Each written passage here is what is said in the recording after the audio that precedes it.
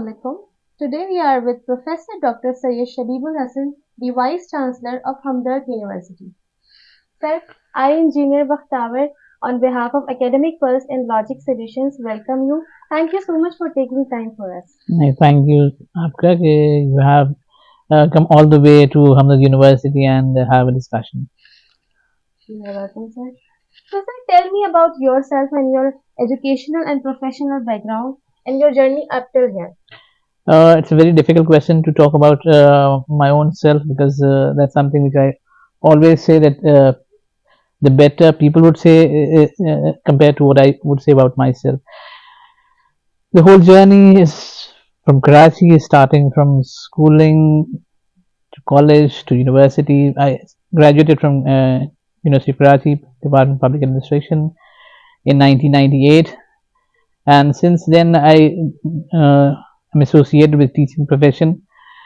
Started with Karachi Department of Public Administration, University of Karachi, and then joined Hamdard University in 2017 as Vice Chancellor.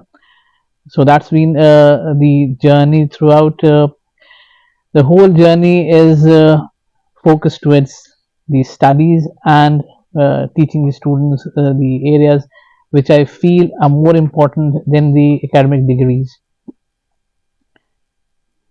Sir, mashallah, you possess such an exceptional academic record. So why, what was the motivation behind choosing this profession of teaching or this academia? Uh, I would say I'm very. I cannot say myself having a very exceptional kind of qualifications. It's something which is a basic requirement for this particular profession, and I definitely would like to quote over here that this particular profession is not chosen by me. It's been chosen by my father. He was the one who advised me to take this particular profession. Otherwise, like any other fresh graduate, I could have been entered into corporate world after pursuing a qualification in business related area. But he definitely has seen something in me which he believes is more relevant to a teaching profession, and that is what he induced me to go towards. And luckily, this particular area has interest for me, and rest is all history. So it means that it was not your choice to choose this profession. I always say that we tend to, you can say, incline towards what I think is right. We always have to listen to others, and sometimes best suggestions come from someone very close to you. And I always believe that my parents and I have a very strong bondage. Wherever I had any issue, I can easily discuss it with them, and it is their understanding about myself that I am that kind of person which could excel in teaching, and I totally taken that suggestion seriously, and God has helped me in terms of excelling or doing something for the society. Usually हमारी society में ऐसा होता है कि जो है अगर कोई स्टूडेंट यानी कि उसका एकेडमिक रिकॉर्ड अच्छा है या फिर वो अच्छे से परफॉर्म कर रहा है तो यूजुअली वो टीचिंग को प्रेफर नहीं करता है। वो या तो वो ब्यूरोक्रेसी की तरफ चला जाता है या वो किसी और फील्ड में चला जाता है। तो ऐसा क्यों होता है? यानी कि जो कहीं पे अकोमोडेट नहीं हो पाता है वो टीचिंग हमारे पास प्रेफर करता है। तो आपके हिसाब से ऐसा क्यों है? इसमें सबसे बड़ा जो फुकदान टीचिंग प्रोफेशन के वाले से नहीं है, इसमें जो बेसिक वजह है वो ये है कि हमारे पास बच्चों के हवाले से जो वो स्टूडेंट्स होते हैं उनकी काउंसलिंग या गाइडेंस या उनकी इवैल्यूएशन के हवाले से कोई ख़ास तवज्जो नहीं दी जाती। इस अंदाज से नहीं देखा जाता कि उसके अंदर क्या कैपेबिलिटीज़ हैं, क्या उनके पास स्पेसिफिक टैलेंट है, क्या यूनिकनेस उनके पास है। वी टेंड टू फॉलो जो बाकी लोग कर रहे हैं। अगर किसी जैसे फॉर इंस्टेंस कभी हो जाता है कि भाई आईटी साइड पे ज़्यादा जाना है तो लोग आईटी की तरफ इंक्लाइन हो जाते हैं, सबके सब आईटी की तरफ। कभी जो है वो बिजनेस एडमिनिस्ट्रेशन आया तो सारे के सारे बिजनेस एडमिनिस्ट्रेशन। तो हम उस क्राइटेरिया पे नहीं कि उस बच्चे के अंदर क्या कैपेबिलिटीज़ है, क्या क्वालिटीज़ है, क्या स्किल्स हैं, क्या चीज़ें ऐसी हैं जो उसको पर्टिकुलर प्रोफेशन में हेल्प करेंगी, वो अंडरस्टैंड करने के बजाय हम देखते हैं मार्केट में जो है वो जॉब किसकी ज़्यादा है, कहाँ ज़्यादा पे मिलेगी। तो when you become materialistic you tend to ignore the individuals. हमारा फ्लॉ वहाँ पर है जहाँ हम इंडिविजुअल को स्टडी नहीं करते, हम उसको जो है वो एक पर्टिकुलर सेटअप में, एनवायरनमेंट में उसमें देख रहे होते हैं, उसमें उसकी इंडिविजुअलिज्म जो है वो कॉम्प्रोमाइज़ हो जाती है। क्लास में भी हम ऐसे ही करते हैं, सबको एक स्टैंडर्ड पे इवैल्यूएट करते हैं, सबको एक तरह से देखते हैं, सबको एक तरह से नहीं देखना होगा। अगर आप चाहें कि बेस्ट टीचर्स आपके पास अवेलेबल हों तो उसके लिए इंडिविजुअल्स को इवेलुएट किया जाना ज़रूरी है कि उसके अंदर क्या पोटेंशियल्स हैं और वो क्या बन सकता है। वो हम उसको वो चांस देते भी नहीं है, ना वो खुद अपने लिए वो चांस देता है। वो सिर्फ एक अंदाज देता है मुझे डॉक्टर बनना है, मुझे इंजीनियर बनना है, मुझे ये बनना है। जो एक ट्रेंड बना हुआ है उस ट्रेंड पे चलना है, मैं उससे कंपैटिबल हूँ नहीं हूँ ये हम उसको नहीं देखते हैं या कभी उसको इवेलुएट करने का चांस नहीं देते। तो सर ये ट्रेंड किस तरह चेंज हो सकता है? मतलब आपके हिसाब से what should be added in our discipline जिससे ये ट्रेंड चेंज हो जाए और लोग ये एस्पायर करें कि हमें टीचर बनना है या हम टीचिंग प्रोफेशन में जाना चाहते हैं? देखिए मैं इसको वही मैंने कहा हम किसी एक उसको मैं टीचिंग प्रोफेशन के बारे से नहीं, ओवरऑल हमारी एजुकेशन सिस्टम में ये जो क्राइटेरिया जिसको हमने अडॉप्ट किया हुआ है, जहाँ हम बहुत अच्छे सबॉर्डिनेट्स पैदा करते हैं, जहाँ हम फॉलो करने वाला बनाते हैं, we never try to give chance to individual to think about themselves. अभी भी अगर आप मैं अक्सर बच्चों के साथ ये एग्जाम्पल करता हूँ कि क्लास में अगर मैं जाऊँ या बच्चों से इंटरेक्ट उनको कहूँ कि स्टेज पे आए, सामने आए और अपने बारे में 2 मिनट बोलें। 2 मिनट बोलने को नहीं होता, you have to spend 17, 18, 20, 22 years, but still you cannot talk about yourself for 2 minutes.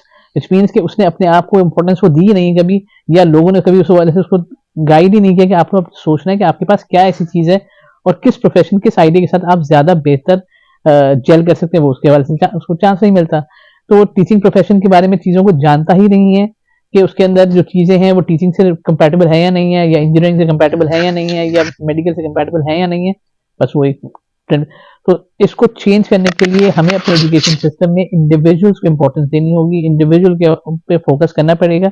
हर बच्चा क्लास में यूनिक होता है, हर बच्चा घर पे यूनिक होता है, उसको उसी अंदाज से उसके चीज़ों को समझ के उसको गाइड किया जाना चाहिए। Tell me about Hamdard University. What's the vision of this university and how it is different from other universities? देखिए हमदर्द यूनिवर्सिटी एक बहुत यूनिक कॉन्सेप्ट इस हवाले से है कि ये यूनिवर्सिटी स्कूल के साथ हमारे से वजूद में है। यानी ऐसा नहीं है कि मैं यूनिवर्सिटी बना दी for the sake of university. पूरा होल कॉन्सेप्ट है कि स्कूल कॉलेज यूनिवर्सिटी एक पूरा माहौल हो, एक पूरा शहर हो इस हवाले से, जहाँ वो बच्चा आए स्कूलिंग अर्ली स्कूलिंग से लेके उसकी पोस्ट ग्रेजुएट क्वालिफिकेशन तक कंप्लीट एक एनवायरनमेंट हो जिसमें तालीम के साथ तरबियत वाला एलिमेंट भी हो। इस हवाले से जो है वो बच्चों की इवैल्यूएशन भी हो, उनकी तरबियत भी हो और उनको वो मौके भी मिले जहाँ वो अपनी उन तालीम को जो उन्होंने क्लास में हासिल की है उसको एक्सरसाइज भी कर सकते हो। हमदर्द यूनिवर्सिटी इस हवाले से यूनिक है कि अगर बच्चों को अगर अपने हवाले से बात करनी है तो they can talk to the vice chancellor even any time. उसमें कोई उनके ऊपर रिस्ट्रिक्शन नहीं है, या अपने डीन से या अपने फैकल्टी से या अपने स्टाफ से अगर बात करना चाहें तो बात कर सकते हैं। बात करने पे कोई सच रिस्ट्रिक्शन नहीं है। इश्यूज प्रॉब्लम हमेशा रहते हैं बट उसका सोल्यूशन जो है उस पर फोकस होना चाहिए। जो हम बच्चों से हमेशा ये कहते हैं कि कोई भी अगर इश्यूज है तो ठीक है, इश्यूज होंगे, लाइफ है तो इश्यूज उसके साथ चलेंगे। ऐसा नहीं हो सकता कि आप कोई भी दिन ऐसा हो जहाँ कोई प्रॉब्लम ही ना हो, कोई इश्यूज ही ना हो और आप जो है बिल्कुल अगर कुछ नहीं है तो it would be a boring day जहाँ पे आपको कुछ करने के लिए कुछ चैलेंज, कुछ प्रॉब्लम, कोई इश्यूज ना हो। फोकस ये होना चाहिए कि अगर प्रॉब्लम है तो उसका सोल्यूशन क्या होगा। Always consider solution as a bigger thing compare to the problem. हम उसका रिवर्स करते हैं, हम प्रॉब्लम को बड़ा समझते हैं और सोल्यूशन का हमें पता नहीं होता। Try to find a solution, try to have way out for everything. आपको ज्यादा से ज्यादा जो है वो रास्ते नजर आने शुरू हो जाएंगे। ये हमेशा कहते हैं कि अगर एक दरवाजा बंद हो तो 10 दरवाजे खुलते हैं। ये इस तरफ इशारा है कि आपको सोल्यूशन ज्यादा होंगे अगर आप सोल्यूशन की तरफ फोकस करेंगे। आप प्रॉब्लम की तरफ फोकस करेंगे तो प्रॉब्लम ज्यादा होंगे, सोल्यूशन कम होंगे। It's only a matter of आपका पॉइंट ऑफ व्यू क्या है चीजों के बारे से ऑन डेली बेसिस। सर आपका मैंने मैसेज पढ़ा था जो आप लोगों ने अपने प्रोफाइल पे दिया हुआ है, उसमें आप कुछ ओपन डोर कल्चर का जिक्र आपने किया है, तो काइंडली प्लीज हमारे व्यूअर्स और रीडर्स ये जानना चाहेंगे कि व्हाट इज दिस कल्चर? देखिए ओपन डोर कल्चर के हवाले से बात यह है कि you need to have the openness about whatever issues you have, you can talk about it. उसमें जो है वो आपके पास ये नहीं होना चाहिए कि नहीं ये तो मैं नहीं बोल सकता, ये तो इनको बोलूँ तो नाराज हो जाएंगे, या ये होगा तो मुझे जो है वो पिनलाइज कर दिया जाएगा। Such kind of thing restrict the creativity of an individual. अगर बच्चा है, अगर वो उसको किसी जगह कोई प्रॉब्लम नजर आ रहा है वो बात करे और उस बात करने के साथ साथ उसके सोल्यूशन के बारे में वो डिस्कस करे, इसका सोल्यूशन क्या होना चाहिए। वो ओपननेस होनी चाहिए जहां वो अपनी चीजों के हवाले से एक्सप्रेस कर सके। एजुकेशन सेटअप में होना ही चाहिए कि उस बच्चे को एक्सप्रेस करने की आज़ादी होनी चाहिए। वो एक्सप्रेशन उस पर आप तरबियत जरूर करें कि उसको जो है वो अपना सवाल कैसे आगे रखना है। उसमें जो है वो रिस्पेक्ट का एलिमेंट मौजूद रहना चाहिए, उसमें जो है वो डिसेंसी का एलिमेंट मौजूद रहना चाहिए। तमाम आप उसको एटिकेट सिखा रहे सवाल पूछने के, जिसको आप मैं कहता हूँ ओपननेस होना चाहिए, ओपन डोर पॉलिसी के। आप बात करने के लिए आपको ये सारे रेस्ट्रिक्शंस ना हो कि जो है मैं ये ऐसे नहीं कर सकता, यूँ नहीं कर सकता, ऐसे नहीं कर सकते, कर सकता हूँ, बट उसके जो बेसिक इंग्रेडिएंट्स हैं, जिसमें कहा कि रिस्पेक्ट हो, उसमें जो है वो डिसेंसी हो, उसमें जो है वो मौका महल हो, ये सारी चीजें उसको पता होनी चाहिए। Otherwise you ask anything you like to ask. Sir आप ये बताइए कि कितने प्रोग्राम्स यहाँ पे इस वक्त हमदर्द यूनिवर्सिटी ऑफर कर रही है और किन किन डोमेन्स में? देखिए, हमदर्द यूनिवर्सिटी के पास 7 फैकल्टी है, जिनमें इंजीनियरिंग है, मेडिकल है, फार्मेसी है, सोशल साइंस है, मैनेजमेंट साइंसेज है, लॉ है, ईस्टर्न मेडिसिन है। अब उस फैकल्टी के अंदर जो हमारे टोटल नंबर ऑफ प्रोग्राम्स हैं वो मोर देन 100 हैं, जिसमें कंप्लीट डाइवर्सिटी है, कि अगर आप इंजीनियरिंग के तमाम डिसिप्लिन मौजूद हैं, टेक्नोलॉजी है उसके तमाम डिसिप्लिन मौजूद हैं, कि अगर आप इलेक्ट्रिकल, मैकेनिकल, ऑटो डीजल, या जो है वो सिविल, मैकेनिकल, इलेक्ट्रिकल, इसी तरह से आप फार्मेसी है, इसी तरह से मेडिकल में BDS, MBBS, nursing, physiotherapy, medical lab technicians, हर तरह के प्रोग्राम्स जो हैं वो अवेलेबल हैं, बच्चों के लिए जो अपनी मर्जी के हिसाब से चूज कर सकते हैं। यानी बहुत से प्रोग्राम ऐसे हैं जो on the request of the students initiate किए गए हैं। तो सर ये आपके पास इंजीनियरिंग डिपार्टमेंट भी है, तो जो हमारे पास दो रेगुलेटरी अथॉरिटीज हैं तो उनसे भी जो है आपका लिंक होता होगा, तो आपके हिसाब से वो अथॉरिटीज किस तरह फंक्शन कर रही हैं? क्या वो अपना रोल सही से प्ले कर रही हैं, और अगर नहीं कर रही तो उसको कैसे बेहतर बनाया जा सकता है? देखिए, हमारे पास जो है वो रेगुलेटरी अथॉरिटीज, अगर हम कहें हमारे इंजीनियरिंग या मेडिकल या फार्मेसी या जो एजुकेशन, सोशल साइंस, जिसके भी रेगुलेटर्स हैं हमारे पास रेगुलरली उनका विजिट रहता है, और we have a very good relationship with all those regulators. Regulatory issues जो है वो हमारे पास अभी जाहिर बात है इम्प्रूवमेंट की गुंजाइश हमेशा मौजूद रहती है, उसमें बेहतरी हो सकती है, होनी चाहिए, जब भी आप जो है वो एक यूनिवर्सिटी के डायनामिज्म में जो है वो सर्वाइव कर सकते हैं उस अप्रोच के साथ। तो वो उनके साथ हमेशा इंटरेक्शन रहता है, जब वो विजिट करते हैं तो उनके साथ सजेशंस भी रखते हैं कि जो वो जिस अंदाज से आप कह रहे हैं इसको मजीद ऐसे बेहतर किया जा सकता है, और वो ही एसेंस है किसी भी एजुकेशन सेक्टर में, किसी भी हायर एजुकेशन इंस्टीट्यूशन को ग्रो करने के लिए। तो लकी कि जो जब भी काउंसिल्स आती है उनके साथ जो बात होती है तो बहुत अच्छी उसमें होती है। जो भी काउंसिल अगर आती है तो बेसिकली उनके मेम्बरान जो यहाँ पे विजिट के लिए आते हैं वो टीचिंग फ्रेटर्निटी से ही होते हैं, तो उनको अंडरस्टैंड करने में इतना प्रॉब्लम नहीं होता। तो इसलिए ठीक है, बहुत अच्छा है, बट स्टिल इम्प्रूवमेंट हो सकती है, जहाँ पे पार्टिसिपेशन या जो उनकी इन्वॉल्वमेंट है वो हमारे लिए मायने रखती है, इम्पोर्टेंस रखती है। इसी तरह से हमारा इनपुट भी उनके लिए मैटर करता है, और उसको कोशिश करते हैं वो भी इनकॉर्पोरेट करने की। That is something which is appreciate. बाकी जहाँ तक है कि उसके इम्प्रूवमेंट के वाले से तो बहुत सारी चीज़ें हम क्वांटिटेटिव एस्पेक्ट में देख रहे होते हैं। जो उनके इवैल्यूएशन क्राइटेरिया में और चीज़ आनी चाहिए, वो उसका क्वालिटेटिव एस्पेक्ट भी आना चाहिए, और वो ऐसा हो जो वाकई सही सिचुएशन को रिफ्लेक्ट कर रहा हो, तभी बेहतरी हम उसे दे सकते हैं। यानी दोनों एस्पेक्ट, क्वांटिटेटिव एस्पेक्ट भी और क्वालिटेटिव एस्पेक्ट भी उसके इवैल्यूएशन के अंदर आने चाहिए, और वो फ्री फ्रॉम बाइसनेस होने चाहिए। किसी भी तरह का जो है उसमें जो है वो इंक्लिनेशन या एंगल्स ना हो, वो स्ट्रेट फॉरवर्ड सिर्फ एक तरफ डायरेक्टेड हो, to improve the quality of education and the acceptability of those qualification in the society. Sir आप क्या समझते हैं कि इसकी क्या वजह है कि अगर हम वर्ल्ड रैंकिंग करते हैं पाकिस्तान की यूनिवर्सिटीज की, तो टॉप 500 में भी कोई एक आधी यूनिवर्सिटी है जो पाकिस्तान की आती होगी, वो भी मतलब we are not sure about that, so what is the reason behind that? इसका रीज़न ये है कि हमने जो है वो टॉप टू बॉटम अप्रोच पे हम जा रहे हैं। हमने कहा कि पहले यूनिवर्सिटीज़ को रेगुलेट कर लें, यूनिवर्सिटीज़ को जो है वो इक्विप कर लें, उनको जो है उनकी लैब, उनकी जो है वो क्वालिफिकेशन, उनकी PhD, उनकी सारी चीज़ें हम उस साइड पे गए।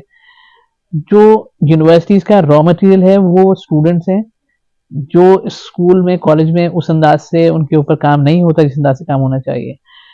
यूनिवर्सिटी के रॉ मटेरियल वो बच्चे हैं, उनकी हम सिर्फ फिनिशिंग या फिनिश टच दे सकते हैं उसमें, लेकिन उसके अंदर जो बेसिक इंग्रेडिएंट्स हैं वो स्कूल कॉलेज में डेवलप हो चुके होते हैं। हमारे पास पेरेंटिंग के हवाले से कितने सेशंस होते हैं, नहीं होते स्कूल में। अगर वो पेरेंट्स टीचर मीटिंग भी अगर हो गई तो उसमें से बच्चे की शिकायत आ रही होगी या उसकी अप्रिसिएशन आ रही होगी, उसको क्या करना चाहिए, उसकी क्या क्वालिटीज़ हैं, क्या नहीं है, किस तरह उसकी इंक्लिनेशन है, उसके हवाले से एनालिसिस नहीं आते हैं। बच्चा बड़ा शरारती है, पढ़ने बड़ा अच्छा है, तो मुझे कोई शिकायत ही नहीं है। भाई शिकायत के लिए नहीं है वो पेरेंट्स टीचर मीटिंग, या पेरेंटिंग के लिए गाइडेंस जो है वो किसी स्कूल में नहीं है, या किसी कॉलेज में उस हवाले से ट्रीटमेंट नहीं है कि बच्चा जो है वो उसका अगर लेट्स से वो शरारती है, उसका एनर्जी लेवल हाई है, तो वो चैनलाइज कैसे होगा, उसके लिए कौन सा एरिया ऐसा होना चाहिए जहाँ वो अपनी स्किल्स को जो है वो इम्प्रूव कर सके। अभी भी हम ज्यादा फोकस है बच्चों को क्लासरूम बिठा दें, और क्लासरूम बिठा के जितना उसको पढ़ा दें उसके उसमें डाल दें, वो किस तरह उसको अप्लाई कर रहा है उस पर काम नहीं है। जब उसको एनालिसिस या उसके थॉट प्रोसेस ही नहीं है, आप उसकी प्रॉपर गाइडेंस ही नहीं है जिस उस एनालिसिस बेस पे, and then you all of a sudden जो यूनिवर्सिटी में पहुंचे तो वो एक बड़ा अच्छा रिसर्चर बन जाए, बड़ा अच्छा जो है वो एक प्रोफेशनल बन जाए, वो कैसे बनेगा, उसकी जो बेसिक्स पे तो काम ही नहीं हुआ कोई। और आप उसको 2 साल या 3 साल या 4 साल या 5 साल में चाहें कि उसका पिछले 15 साल की जो एजुकेशन है उसका जो है वो बिल्कुल टोटली ऑपोजिट यहाँ है, और इसी तरह जो यूनिवर्सिटी से ग्रेजुएट होकर निकले तो इंडस्ट्री में जैसे ही वो दाखिल हो उसको सब कुछ आता है और फॉरन प्रॉब्लम सॉल्व करना, तो नहीं हो सकता। अप्रोच ओवरऑल होलिस्टिक लेनी पड़ेगी, यानी स्कूल कॉलेज यूनिवर्सिटी आइसोलेशन में नहीं हो सकता कि सिर्फ आप यूनिवर्सिटीज पे टारगेट करना कि यूनिवर्सिटीज रैंकिंग में। यूनिवर्सिटी रैंकिंग उस वक्त आएगी जब उस बेसिक एजुकेशन स्ट्रक्चर पे होलिस्टिक अप्रोच पे काम होगा। स्कूल कॉलेज यूनिवर्सिटी, अगर हायर एजुकेशन कमीशन है तो उसके साथ प्राइमरी एजुकेशन कमीशन भी होना चाहिए, उसके साथ जो है वो अर्ली चाइल्डहुड एजुकेशन पे भी इसी तरह से कमीशन होने चाहिए, बोर्ड होने चाहिए जो इन चीज़ों पे फोकस करे कि कैसे आप इन बच्चों को बेहतर अंदाज से सोसाइटी के लिए कारामद बना सकते हैं। आप वो काम करते नहीं, आप ऑल ऑफ अ एंड पे देखते हैं, एंड पे नहीं होती कोई चीज़, उसके लिए रूट कॉज पे काम करना पड़ता है, जड़ से काम होगा। उसकी अगर बीज सही जगह डलेगी, सही मट्टी होगी, सही खाद होगी तो फिर वो दरख्त बनेगा। हम कहते हैं फल सही नहीं आ रहा है, फल सही आने से पहले उस दरख्त की जो नशोमा होनी चाहिए थी वो कहाँ की आपने, वो की ही नहीं, और आखिर में कहना है कि जो फल बहुत अच्छा नहीं आ रहा इसमें, फल कहाँ से अच्छा आएगा। फल आने के लिए पहले उस दरख्त की उसकी बीज, उसकी केयर, उसकी जो उसकी बेसिक रिसोर्सेज चाहिए, पहले वो तो अप्लाई करें, उस पर काम नहीं कर रहे हैं, और एंड में कहना है कि जो फल का जो है वो ये अच्छा नहीं है, तो that is where we are doing it wrong. आप ये जितने भी यूनिवर्सिटी जो टॉप रैंकिंग में है उनका आप एजुकेशन स्ट्रक्चर स्कूल लेवल पे, कॉलेज लेवल पे बेहतर है तो उनकी यूनिवर्सिटीज बेहतर है। ये नहीं हो सकता यूनिवर्सिटीज में आप पूरा काम करें और उसको जो है वो स्कूल कॉलेज छोड़ दें। बहुत सारे उसमें देखते हैं, हम अक्सर उसमें देखते हैं, स्पेशली अगर मैं गवर्नमेंट स्कूल के उसमें जो टीचर हायर किए उनकी बेसिक अंडरस्टैंडिंग नहीं है। अब जब वो आपकी उस जो सबसे सिग्निफिकेंट सबसे इंपॉर्टेंट रिसोर्स है किसी भी सोसाइटी किसी भी इकोनॉमी, उसके ह्यूमन रिसोर्स, उसकी बेसिक तरबियत ही आप गलत करवा रहे हैं, उस पर फोकस ही नहीं है। और फिर चाहेंगे वो जो है वो यूनिवर्सिटी लेवल पे आके, या जो यूनिवर्सिटी में नहीं भी आ सके वो कॉलेज में या सोसाइटी में वो काम करे बाद में जाके, तो वो बहुत अच्छा काम करे। जो बेसिक नशोनुमा थी वो तो की ही नहीं आपने, उस पर तवज्जो नहीं दी। हम अगर अर्बन सेंटर्स में देखें तो फिर भी थोड़े स्कूल ऐसे हैं जो इस पर काम कर रहे हैं, बट बाय एंड लार्ज तो नहीं है। आपके करोड़ों बच्चे स्कूल से ही बाहर हैं, यूनिवर्सिटी दूर दूर की बात है। तो आपके पास हो सकता है उन करोड़ों बच्चों में 10 बच्चे, 20 बच्चे, 100 बच्चे, 1000 बच्चे ऐसे हो जो इंटरनेशनल लेवल पे कम्पीट कर सकते हो, लेकिन उनके पास वो एक्सेस ही नहीं अवेलेबल था, तो कम्पीट किधर करेंगे वो, या आपकी यूनिवर्सिटीज किधर जाएंगी, आपका मुल्क किधर खड़ा होगा जब आपने बेसिक जो इवेल्युएशन से करोड़ों बच्चों को वैसे निकाल दिया, उसमें आए ही नहीं वो। सर आपने अभी इंडस्ट्री की बात की कि हमारे पास यूनिवर्सिटी का ग्रेजुएट भी इंडस्ट्रियल एक्सपोजर के लिए उसका कोई होता ही नहीं है, तो वो तैयार नहीं होता उसके लिए। तो ये क्या, आप क्या समझते हैं कि ये जो इतना ज़्यादा इंडस्ट्रियल गैप है, एकेडेमिया और इंडस्ट्री के बीच में जो इतना ज़्यादा गैप है, इसको किस तरह ब्रिज किया जा सकता है? देखिए उसका ब्रिज करने का बेसिक फॉर्मूला तो यही है कि जो है वो उनके दरमियान इंटरेक्शन बहुत ज़्यादा हों, ना सिर्फ स्टूडेंट्स बल्कि फैकल्टी भी जो है वो इंडस्ट्री जाके उनके साथ बैठ सके, उनके साथ डिस्कस कर सके, उनके इश्यूज को अंडरस्टैंड कर सके। इसी तरह एकेडमिया में जो है वो इंडस्ट्री जो है वो आए और अपनी बात रखें। नॉर्मली हम ये चीज़ करते नहीं हैं, ना इंडस्ट्री के पास वो टाइम है कि हमारे लगेगा कि अगर हम फैकल्टी को या स्टूडेंट्स को बुलाते हैं तो वो टाइम वेस्ट हो गया, या अगर यहाँ आएंगे तो जो है वो एक सतही बात हो गई, लेक्चर हो गया, कुछ हो गया, वो बेसिक इंटरेक्शन जहाँ उनके बुनियादी सवाल एट लेंथ डिस्कस हो वो सब चीज़ें नहीं होती। जब तक हम इन चीज़ों को डेवलप नहीं करेंगे चीज़ें नहीं हो सकती। अगर आप जैसे आपने बात की थी कि बाहर की यूनिवर्सिटीज़ अगर हैं और वो रैंकिंग में अच्छी हैं, वो तमाम यूनिवर्सिटीज़ रैंकिंग में अच्छी हैं जिनके फैकल्टी मेंबर इंडस्ट्रीज में कहीं ना कहीं एडवाइजर्स कंसल्टेंट कुछ ना कुछ उस पर काम कर रहे होंगे, वहाँ से प्रोजेक्ट्स लेकर आ रहे होंगे। जब वहाँ से प्रोजेक्ट लेकर आते हैं तो ऑटोमेटिकली बच्चों को पता होता है कि प्रैक्टिकल लाइफ में या इंडस्ट्री में ये पर्टिकुलर प्रॉब्लम है, वो उस इंडस्ट्री में जाने से पहले उन प्रॉब्लम्स के बारे में एक अपनी राय रखते हैं, एक अपना जो है वो एक अंडरस्टैंडिंग रखते हैं। जब आप वो नहीं रखेंगे, आइसोलेशन में रहेंगे, यूनिवर्सिटी या एजुकेशन इंस्टीट्यूशन जो है वो अपने डोमेन में है, इंडस्ट्री अपने डोमेन में, उनका इंटरेक्शन ही नहीं है, तो जब भी क्रॉस ओवर होगा, यानी वो बच्चा इंडस्ट्री में जाएगा तो वहाँ के लिए वो एलियन होगा, और कोई इंडस्ट्री से बंदा जो है अगर इस साइड पर आएगा तो वो यहाँ की चीज़ों के वाले से एलियन होगा। वो इंटरेक्शन जब तक आप नहीं कराएंगे कॉन्स्टेंट बेसिस पे और विद द रिस्पॉन्सिबिलिटी कि हम ये जो काम कर रहे हैं this will help not only that particular organization whether academics और इंडस्ट्री, बल्कि साथ ही साथ वो सोसाइटी के लिए भी ज्यादा बेनिफिशियल सिचुएशन होगी। And this is our responsibility both as industry और एज एकेडमिया कि हम एक बेहतर सोसाइटी की तख्लीक में कंट्रीब्यूट कर सकें। तो सर हमदर्द यूनिवर्सिटी इसलिए क्या एफर्ट्स कर रही है अपने स्टूडेंट का, क्या उनका उनके जो स्टूडेंट्स हैं उनका इंडस्ट्रियल एक्सपोजर कैसा होता है, उनकी जो है ना वो फिर जब जाते हैं तो कैसा उनका एक्सपीरियंस होता है वहाँ पे? We have started that working, और थोड़ा सा जो मैं ज्वाइन किया था उसके बाद वी स्टार्टेड दिस इनिशिएटिव कि हम इंडस्ट्री के साथ इंटरेक्शन रखेंगे। एंड फिर बीच में कोविड की सिचुएशन आई तो वो हमारे पास 2-3 साल गैप आया, and then we have started it again, जहाँ इंडस्ट्रियल विजिट्स बच्चों के फ्रीक्वेंटली हम करने की कोशिश करते हैं। इस हद तक बल्कि अभी हम लास्ट सेमेस्टर बच्चों को जो है वो जब हम यूरोपियन टूर पे लेके गए थे तो वहाँ उनको जो है वो हमने वहाँ की इंडस्ट्रीज भी विजिट कराई थी कि वहाँ इंडस्ट्रीज के साथ BMW कंपनी के उसमें भी गए थे, फिर एक श्वेनफोर्ड में शेफर कंपनी उसमें भी गए थे जो ड्रिंक्स वगैरह बनाती हैं, just to give exposure to student के इंडस्ट्री काम कैसे करती है, उनके अंदर इन्वायरमेंट क्या होता है। इसी तरह से बच्चों को हम इनकरेज करते हैं कि अपने इवेंट या एक्टिविटीज के लिए जो है you need to go for sponsors in the industry, जाएं जाके वहाँ के इन्वायरमेंट देख कर आए या वो चीज़ों को कैसे असेस करते हैं rather than sitting with in the university और यहीं पे आप चीज़ें अपनी करके और जो है वो सेटिस्फाइड हैं। वो इंटरेक्शन की अपॉर्चुनिटीज हम प्रोवाइड करने की कोशिश करते हैं जहाँ बच्चे जो है वो जाके चीज़ें करें। अगर कभी बच्चे हमारे पास लेके आते हैं प्रॉब्लम, कहते हैं ठीक है प्रॉब्लम उसका सोल्यूशन बताओगे, सोल्यूशन क्या होना चाहिए, कैसे होना चाहिए। अगर वो पर्टिकुलर सोल्यूशन सजेस्ट करते हैं कहते हैं just go and do it, करके दिखाओ, तो वो एक कॉन्फिडेंस बिल्ड करने की बात होती है कि you can resolve the problem. और वो जब वो कॉन्फिडेंस होता है तो वो इंडस्ट्री में उसको परफॉर्म करने में आसानी होती है। ऑब्वियसली अगर हम इंडस्ट्री विजिट कराते भी हैं तो वो भी बहुत शॉर्ट टाइम, अगर 30 बच्चों को लेके जा रहे हैं और 2 घंटे का विजिट है तो मिनट्स में उसके पास जो एक्सपोजर की बात करते हैं। But when you give opportunity to exercise whatever solution you think ये सोल्यूशन होना चाहिए और you can exercise the solutions on ground, तो फिर आपके पास वो कॉन्फिडेंस आता है कि ठीक है ये जो मैंने किया था सही नहीं हुआ था, लेकिन अगर मैं नेक्स्ट टाइम ऐसे करूंगा तो सही हो जाएगा। आई ऑलवेज से जो हम बच्चों को भी कहते हैं कि this is a place where you can make all the mistakes, जितनी गलती कर सकते हो यहाँ कर सकते हो, you won't be penalise for it, you will gain experience out of it, चाहे सक्सेस या फेलियर जिसको आप कह लें। But in actual you gaining experience और वो अंडरस्टैंडिंग अगर उनकी हो तो जब वो इंडस्ट्री में जाते हैं तो दे नो कि अगर ये करेंगे तो उसका जो आउटकम ये आएगा। इन दैट केस अगर कहीं पे वो फेल होते भी हैं तो दे नो कि प्रॉब्लम या फेलियर इंपॉर्टेंट नहीं, असल इंपॉर्टेंट उसके सोल्यूशन है, and there would be somewhere else या some other way the solution would be available, वो हमने सिर्फ उसको सर्च करना है। So that is what kind of mindset we try to develop to the students. आप लोगों के पास भी इंजीनियरिंग डिपार्टमेंट मौजूद है, वहाँ पे इंजीनियरिंग डिसिप्लिन पढ़ाए जाते होंगे। मैं खुद भी एक इंजीनियर हूँ। इस वक्त पाकिस्तान की यूनिवर्सिटीज में अराउंड 30 डिसिप्लिन जो हैं इंजीनियरिंग के वो पढ़ाए जा रहे हैं मुख्तलिफ यूनिवर्सिटीज में। सर आपके हिसाब से ये इतनी ज्यादा स्पेशलाइजेशन जो हो गई है ये ठीक है? क्योंकि पहले तो ऐसा होता था कि 4-5 डिसिप्लिन होते थे जिसमें सिविल था, इलेक्ट्रिकल था, मैकेनिकल था। अब इतने ज्यादा डिसिप्लिन हो गए तो ये इतनी ज्यादा स्पेशलाइजेशन ठीक है, ये सही इनिशिएटिव है? बिल्कुल क्यों नहीं। देखिए यूनिवर्सिटीज की अगर आप बात करें, universities basically are about research and research is about initiatives. Initiatives means creativity. तो अगर आप रिस्ट्रिक्ट कर देंगे यही 3 फील्ड होंगी तो you actually killing those initiatives, आप वो अपॉर्चुनिटीज ही किल कर रहे हैं।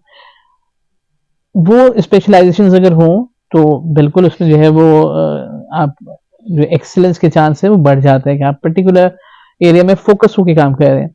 जो एक चीज और ऐड की जानी चाहिए वो इंटरडिसिप्लिन कनेक्शंस करने चाहिए। फॉर इंस्टेंस अगर आप मैकेनिकल का, तो मैकेनिकल के साथ जो है वो मेडिकल कैसे कनेक्ट होगा, जो है वो आप बायोमैकेनिक्स आप कर सकें, या इस तरह की चीज उस स्पेशलाइजेशन के अंदर भी कोलैबोरेशन के चांस होने चाहिए। तो अगर स्पेशलाइजेशन हो रही है it is nothing to worry about, होनी चाहिए, जभी तो आप नए सब्जेक्ट्स आइडेंटिफाई कर सकेंगे, नए एरियाज आइडेंटिफाई कर सकेंगे। अगर उसको आप किल करते हैं तो basically you are killing the initiatives और the opportunities for research and in large the opportunities to grow. Sir पर आप ऐसा नहीं समझते कि इस स्पेशलाइजेशन की वजह से अनएम्प्लॉयमेंट बहुत ज़्यादा हो गई है? जैसे कि अगर हम टेलीकॉम इंजीनियर की बात करें, हम एवियोनिक्स इंजीनियर की बात करें, हम फूड इंजीनियरिंग भी एक डिसिप्लिन है जो कि पढ़ाया जाता है। तो आपको नहीं लगता कि हर साल इतने सारे ग्रेजुएट्स इन उस डिपार्टमेंट में होते हैं और उनको जॉब्स नहीं मिलती? ठीक है, यही सबसे बड़ा प्रॉब्लम है कि हम हर चीज को जॉब के साथ रिलेट करते हैं। अगर हम यूनिवर्सिटी की बात कर रहे हैं तो स्टडीज या एजुकेशन इज नॉट अबाउट और should not be about jobs, it should be about what I think should be the knowledge जो आगे प्रमोट हो, प्रोपिगेट हो। अगर एम्प्लॉयमेंट नहीं है तो इसका मतलब ये है कि गैप एग्जिस्ट करता है, जो गैप फुलफिल नहीं हो रहा। लोग समझते हैं कि प्रॉब्लम है, यूनिवर्सिटी समझती है कि सोल्यूशन इस साइड पर है, लेकिन आपकी इकोनॉमिक कंडीशन ये अलाउ नहीं कर रही कि वहाँ पे आपके जो है वो नई जो है वो इन्वेस्टमेंट्स आ रही हों या नए फैक्ट्रीज लग रही हों। प्रॉब्लम वहाँ पे उस सोच में नहीं है। अगर इस बेसिस पे कि मेरे पास जो है वो इंडस्ट्री नहीं लग रही तो मैं वो सब्जेक्ट पे पढ़ूँ ही नहीं या उसको ना करूँ, तो फिर मैंने बेसिकली सप्रेस करता जा रहा हूँ अपनी सोसाइटी को या उसको श्रिंक कर रहा हूँ। वो श्रिंक होकर वो 3 या 2 डिसिप्लिन तक रह जाएगी, ठीक है, यही सिर्फ काम, वो फिर एक्सपेंशन नहीं होगी। आप अगर ये चीज़ें इंडस्ट्रीज नहीं लग, आप पिछले कुछ सालों में जो एंटरप्रेन्योरशिप का जो रुझान बढ़ रहा है, लोग नए नए आइडिया सोचते हैं। फॉर इंस्टेंस मैंने अगर एक पर्टिकुलर इंजीनियरिंग पढ़ी और मुझे लगता है कि जो है वो नहीं है, तो मैं उसके छोटे स्केल पे भी कोई काम कर सकता हूँ, कोई रिसर्च कर सकता हूँ, कोई ऐसी चीज़ कर सकता हूँ यूनिवर्सिटी के साथ ही एसोसिएट होकर, जिसको आप कहते हैं वो इंक्यूबेशन सेंटर्स के सॉर्ट ऑफ। तो आप उसको लेके वहां जा सकते हैं और अपने लिए एम्प्लॉयमेंट खुद क्रिएट कर सकते हैं rather than waiting for someone else to establish an employment opportunity for yourself. तो वो रास्ता पानी खुद ब खुद बनाएगा। अगर आप उसको बंद बांध देंगे, रोक देंगे, तो वो पानी सिर्फ स्टेल होगा, फ्लो नहीं करेगा। तो इसलिए उसको रेस्ट्रिक्ट करने के बजाय we need to create chances for others कि वो उस चीज़ को आगे लेके चलें, रादर देन कि भाई इसकी जॉब नहीं है इसलिए तुम ये ना पढ़ो। तो आपने उस पर्टिकुलर डिसिप्लिन को, उस पर्टिकुलर स्पेशलाइजेशन को, उस पर जो पिछला काम हुआ था, सब कुछ आपने खत्म कर दिया। तो सर फिर हमदर्द यूनिवर्सिटी इस सिलसिले में अपने स्टूडेंट्स को कोई ऐसा प्लेटफॉर्म परफॉर्म करती है जहाँ पे वो अपने आइडियाज पिच कर सकें, जहाँ पे वो अपना अपने लिए बेहतर सोच सकें अदर देन जॉब? इस वक्त यूनिवर्सिटी की जितनी मार्केटिंग कैंपेन है वो स्टूडेंट की जो कंपनी है वही करती है। हमारे पास मार्केटिंग डिपार्टमेंट है, लेकिन उसको जो रन कर रहे हैं वो हमारी एक स्टूडेंट्स की ही बॉडी है, जो उन्होंने अपनी कंपनी बनाई पास आउट होने के बाद, और पूरी मार्केटिंग 3 साल से वही चला रहे हैं। इसी तरह से कोविड से पहले की सिचुएशन थी जहां हमने अपने तमाम सीसीटीवी कैमरास की जो है वो रिपेयर एंड मेंटेनेंस हमारे अपने इलेक्ट्रॉनिक्स के जो ग्रेजुएट्स थे उन्होंने ही की उसकी। इसी तरह से इंजीनियरिंग के स्टूडेंट्स ने फार्मेसी की लैब में इक्विपमेंट्स की मॉडिफिकेशन उन बच्चों ने ही की, सिर्फ इसलिए ताकि उनको आइडिया हो प्रैक्टिकल लर्निंग एक्चुअली है क्या।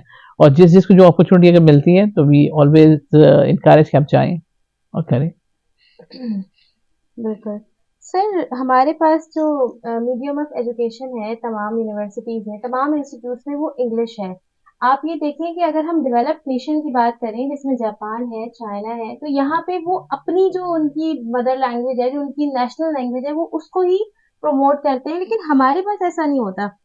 हमारा जो मीडियम ऑफ एजुकेशन है वो इंग्लिश है। तो आपको नहीं लगता कि इस वजह से जो हमारी अपनी रीजनल लैंग्वेजेस हैं, जो हमारी नेशनल लैंग्वेज है, यानी कि अगर एक बच्चा जो है ना पाकिस्तान में पढ़ा हुआ बच्चा है, उसकी ना उर्दू ठीक होती है, ना उसको अपनी जो है ना रीजनल लैंग्वेज उसको इतने अच्छी तरीके से आती है, तो ये ठीक होना चाहिए? क्या कहते हैं किसने आप? रोका है उसको? इस चीज को होने से किसने रोका है? वो हमने खुद ने। एज नेशन ये डिसीजन हमने लेने हैं, लेकिन हम नहीं लेते ना, और हम उसमें से एक्सक्यूजेस खुद ढूंढते हैं, उसकी कंफर्ट जोन से हम खुद बाहर नहीं निकलते। उसमें जो है वो हम खुद कॉम्प्लेक्स का शिकार है कि नहीं इंग्लिश अगर बोलेगा तो जो है उसका चांसेस, ये सारी चीजें हमारी अपनी है। We need to stand as a nation. जो सबसे बड़ा प्रॉब्लम हमारी नेशन, हम बातें बहुत सारी करते हैं, लेकिन जब इम्प्लीमेंटेशन की बात आती है और जब अपने ऊपर खासतौर बात आती है कि मैं तो बिल्कुल ठीक हूँ, मैंने तो गलत किया ही नहीं, मैं गलत कर ही नहीं सकता, मैं जो कह रहा हूँ बिल्कुल सही कह रहा हूँ, that is the actual problem. कि जो सही को सही और गलत को गलत कहने का करेज हो और वो अपने लिए भी एप्लीकेबल हो, ये हम नहीं करते। सबसे ज्यादा मिली नगमे मेरे ख्याल में हमारे यहाँ बनते होंगे, हमारे पास होंगे उसके हजारों लाखों में मिली नगमे, बट एज नेशन अपने मुल्क के लिए, अपने कौम के लिए हम क्या करते हैं, दैट इज समथिंग जिसको हम कहीं पे प्राउडली रिप्रेजेंट नहीं कर सकते। इंडिविजुअल के केसेस तो होंगे कि वो किसी इंडिविजुअल ने बहुत अच्छा परफॉर्म कर लिया, but collective as a nation नहीं है। लेकिन बातें करने में सबसे आगे होंगे हम। तो that is where the problem actually lies. जब आप बात करेंगे तो काम नहीं करेंगे, काम करेंगे तो आपके पास बातें करने के लिए चीजें नहीं होंगी, आपके पास काम के लिए ज्यादा आपका फोकस होगा। जिस दिन मैंने ये अपनी डायरेक्शन सही कर ली, we focus more on work, we focus more on real things rather than talking about it. उसमें लैंग्वेज से बातें, वो कंट्रीज भी तरक्की की हैं जिन्होंने जो है वो अपनी लैंग्वेजेस पे काम किया, वो ही कंट्रीज भी तरक्की की हैं जिन्होंने इंग्लिश पे भी कर सकते हैं। अगर आप इंडिया की बात भी कर लें, बांग्लादेश की बात भी कर लें, हमसे बेहतर करना शुरू हो गए। वहाँ भी तो इंग्लिश है, वहाँ भी तो हमसे ज़्यादा लैंग्वेजेस हैं, but at least you identify as nation what you want to achieve in total. वो हम नहीं करते, हम इंडिविजुअल ड्रिवन ही है। और इंडिविजुअल ड्रिवन का मतलब ये हो गया, we are talking about crowd, we are not talking about a nation. Sir कुछ हमदर्द यूनिवर्सिटी की पॉलिसीज के बारे में बताइए, स्टूडेंट वेलबींग के लिए यहाँ पे क्या एफर्ट्स की जाती जैसे मैंने कहा ना कि वो चांस उनको दिया जाते हैं जहाँ वो अपने आप को एक्सप्लोर करें, अंडरस्टैंड करें।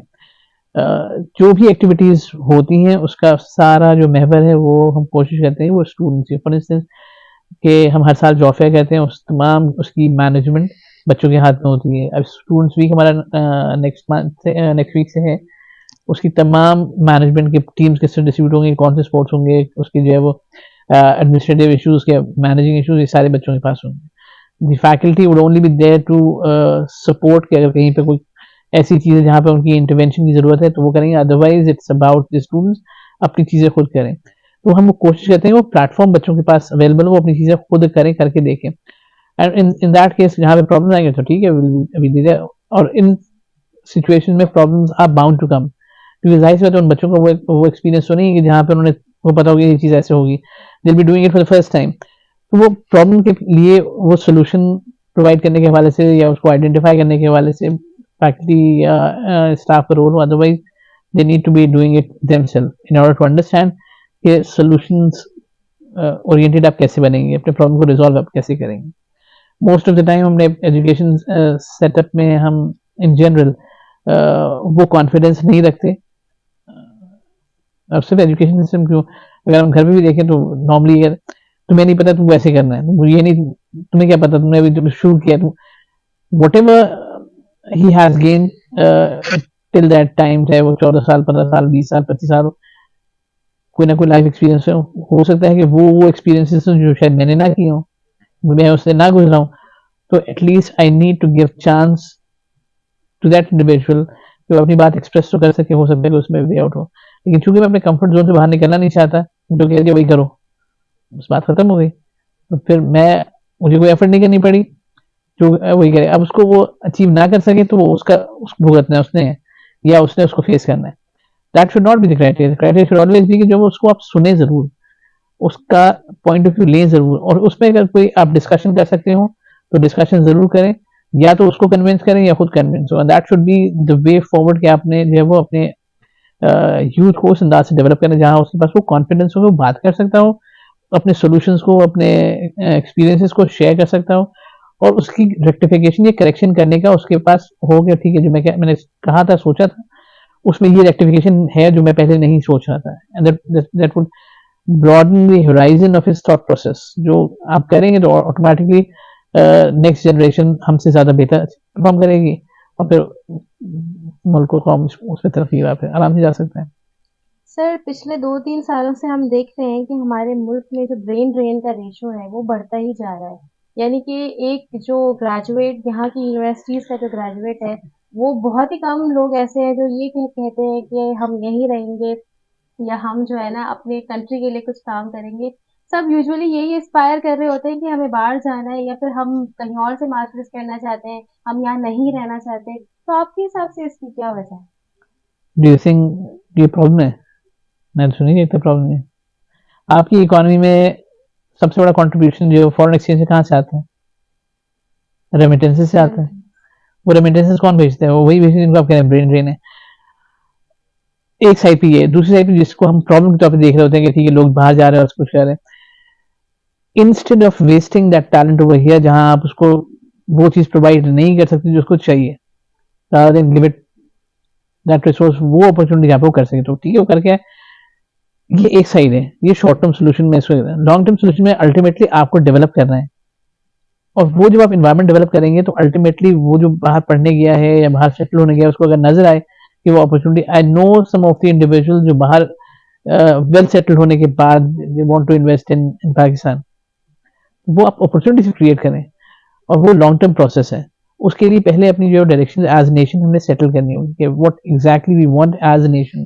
जो सबसे बड़ा, जब मैंने शुरू में कहा कि हम वहां हमारा प्रॉब्लम लाई करता है, जहां हम एज नेशन अपना डायरेक्शन सही सेट नहीं कर रहे, बात करने की हद तक नहीं, काम की हद तक, एक्चुअल ऑन ग्राउंड अगर वो आप करेंगे तो that would not be an issue.